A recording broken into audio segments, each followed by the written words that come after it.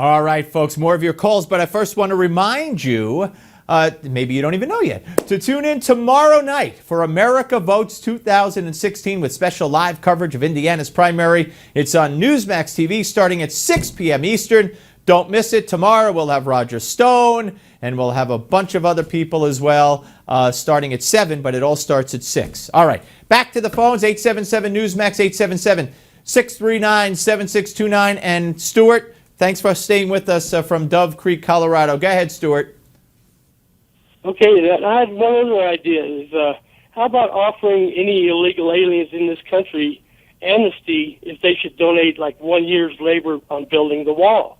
Of course, you'd have to give them room and board and all that, but there's a thought. Yeah, I mean, I don't know about wanting to give them amnesty just for doing that. I think we could get it done by paying people, or as Donald Trump plans, letting Mexico pay for it by basically threatening them with trade. So, but that's certainly a good idea. And in the previous segment, Stuart said Donald Trump should offer Ted Cruz a Supreme Court gig. Promise him that to get his support, but I don't think that's legal, and I don't think Cruz would go for it. Thank you, though, Stuart. Thank you for holding on. Appreciate it. Let's move on to Ken from Greene County, Illinois. Hello, Ken. Hi, Steve. I'm a Donald Trump supporter, and I'm very proud of it, and I'll stand up with anyone on it. I'm not saying that'll fight it out with him with Dukes and that, but I'll stand up for him because he is a doer. He knows how to get the job done, and he knows how to get the right people to do it. He's not like Bernie Sanders and Ted Cruz and all of that. They got to have a panel to do it. Donald gets in there and he shovels the dirt and gets the job done.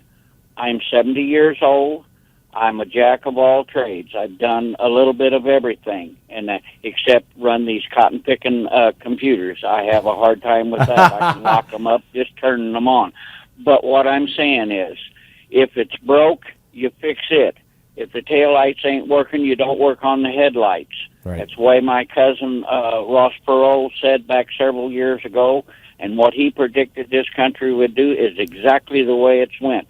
We've had enough politicians. We need some hands-on business people to get the work done. We're a business owner, and I tell you what, I ain't seen very many people that are in high school or in college that they are worth 2 cents to pay 12, let alone $15 an hour. I got a younger son that's a paramedic and don't even make $15 an hour. Ken, let me tell you, first of all, I'm not good with the computers either. I go to my 16-year-old son when I need help with that. But you say you're Ross Perot's cousin. I don't want to gloss over that. You sound like you come from similar stock. You both express yourself very, very well, and you both could talk about it. So listen, I appreciate your calling. Please call again, and God bless you, sir. Thank you, Steve, and God bless you, too. Thank you. Take care. Let's go to Bill from Bradenton, Florida. Hello, Bill. Hello. Yes, sir. How are you? Oh, I love you. I'm down here in Bradenton, Florida. I enjoy you guys to the max, man. You are great. Great, thank you. But, I would just like to comment, I think essentially what Trump did for this country already was return us to a two-party system, because I really couldn't see any difference between the Democrats and the Republicans, let's say, since Reagan. That's an interesting take. That's a very interesting take, yeah. I mean, they all raise taxes and spend and preach the entitlement doctrine and, and all of that stuff on both sides of the aisle. And I hope Trump, lays off about half of the government employees that we have that we don't need and does some serious regulation cutting. But I'm a small-time contractor. But, we need somebody like Reagan, that's somebody that gets the job done. He's a little abrasive, but God bless him. You know what? They need to be shook up.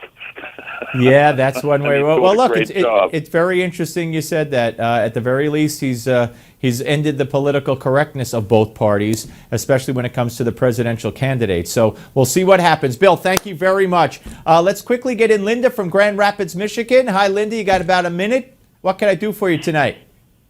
Love your show, and thank you. Thank you. I watched Ted Cruz mention that Donald Trump was just in it for the money. He said that today to an audience. he's not very good on his math because Trump gave up over $2 million a year on his show. Plus, he's put at least $40 million of his own money in there. Yeah, I got to tell you, Cruz is really, did you see Meet the Press where they tried to ask him 7 times if he would support Trump if Trump were the nominee, and he just wouldn't answer. He looked foolish not answering. He looks more foolish as he goes on, and Trump looks better each time I watch him. Well, tomorrow, going to be a big night. Donald Trump leading in the polls. Donald Trump leading in a Rasmussen poll head-to-head with Hillary. That's out today. So we'll see what happens, Linda. Thank you very much. Folks, up next, Michael Barone, senior political analyst, The Washington Examiner. He knows everything. We'll talk Indiana and California.